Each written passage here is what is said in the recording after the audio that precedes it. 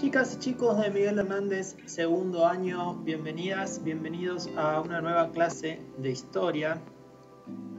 Bueno, estábamos hacia el fin de la Edad Media, estábamos analizando las características y los cambios que significó el Renacimiento, este reflorecer de la cultura, este cambio de cosmovisión, o sea, este cambio de una forma de entender el mundo, un mundo que deja de ser pensado exclusivamente a través de la religión para ser pensado más desde lo humano, ¿sí? Por eso aparecen las primeras posturas humanistas y se empieza a, de algún modo, ordenar la vida a través del razonamiento, a través de la influencia de los adelantos, como por ejemplo los adelantos técnicos, como por ejemplo la imprenta, y como dijimos en las clases anteriores, a través de la valoración del arte, ¿sí? La valoración del arte y la valoración también de la investigación, del conocimiento, esto que financiaban los mecenas, ¿se acuerdan? Me los mencionamos y lo tuvieron que hacer ustedes en un trabajo, los mecenas, que eran esta gente que pertenecía a la nobleza, que pertenecía a las cortes europeas y que financiaban a los artistas y a los científicos, como por ejemplo, no sé, a Leonardo da Vinci o a Miguel Ángel o al propio Galileo Galilei. Digamos, todos esos estaban protegidos de algún modo por familias nobles que financiaban sus trabajos y sus investigaciones. Bueno, en esta época de tantos cambios hubieron hasta cambios espaciales. Espaciales no me refiero al espacio, sino me refiero al entendimiento del mundo, ¿sí? El mundo en esta época, hacia el siglo XV, hacia el siglo XVI, cambió para los europeos desde la perspectiva, se hizo más grande. ¿Por qué? Bueno, porque empezaron a descubrir, entre comillas, zonas del planeta que no las habían habitado hasta el momento. Por eso, bueno, vamos a hablar de la expansión ultramarina de los pueblos europeos. Es decir, los pueblos europeos salen de sus propias fronteras, de sus puertos, hacia más allá del mar, ¿sí? ¿Qué hay más allá del mar? Bueno, los primeros exploradores fueron portugueses, ¿sí? Bueno, antes de pensar un poco las rutas y mencionar algunos de los navegantes que partieron a descubrir nuevos lugares, descubrir lo ponemos siempre entre comillas, lo saben, ¿sí?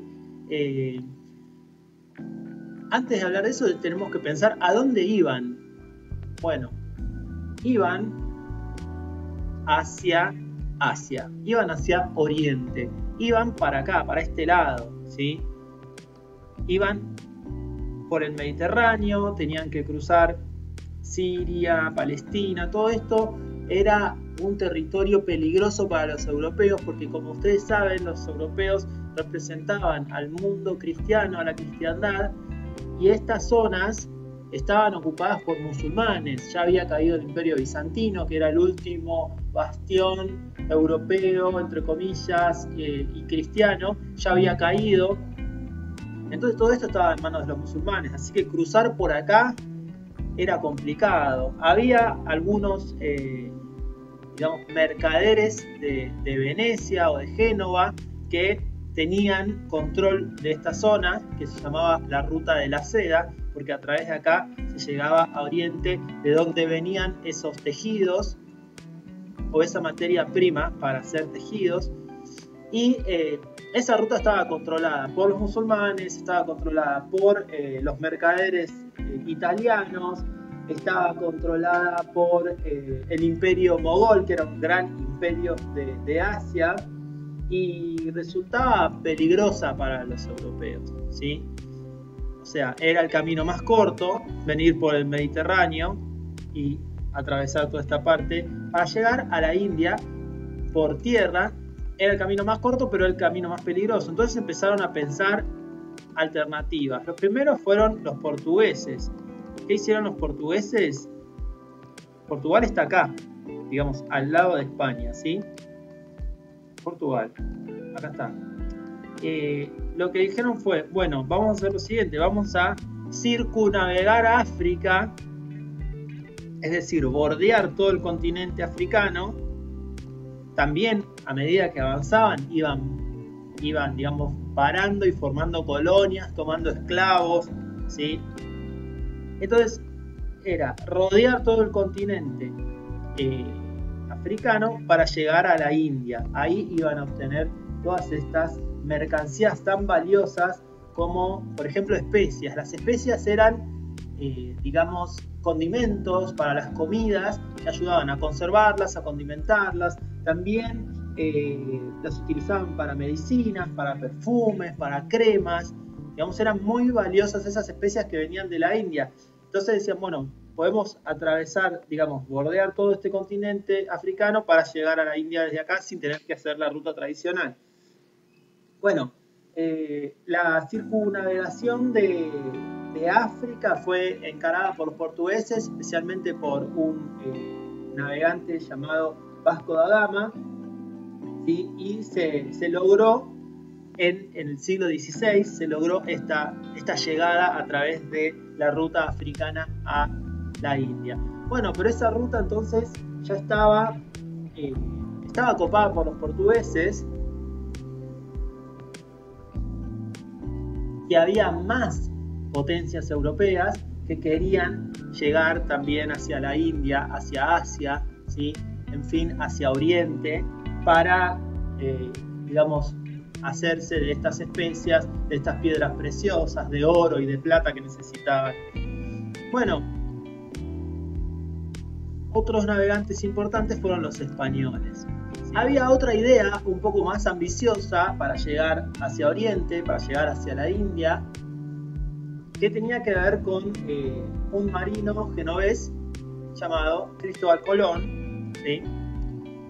Que le plantea a los reyes de España, a los reyes católicos en ese momento, a los reyes Isabel de Castilla y Fernando de Aragón,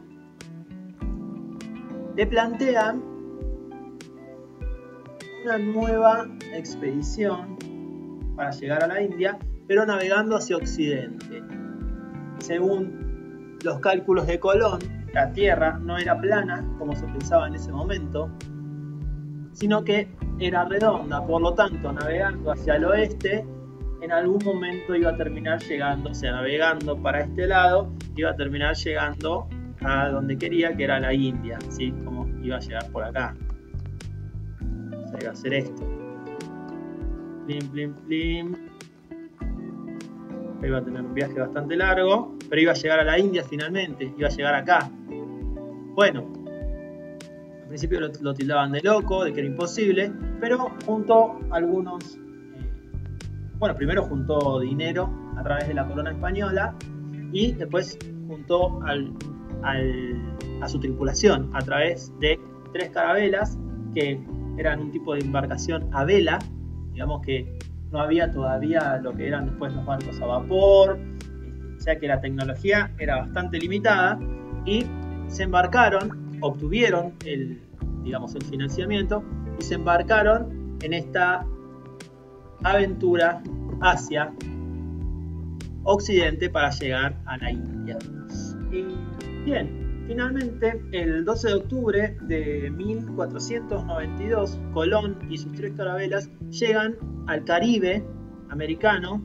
Lo primero que piensan era que habían llegado a la India, ¿sí? Por ese error, digamos, después a los pueblos nativos americanos se los llama indios, cuando, bueno, en realidad tenía que ver con esto, porque pensaban que habían llegado a la India.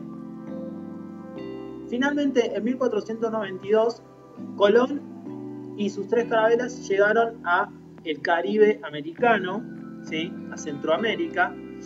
Pensaban que habían llegado a la India, no sabían lo que era este nuevo continente. que después se transformaría en territorio del Imperio Español, ¿sí? Desde México hasta el Río de la Plata. Bien,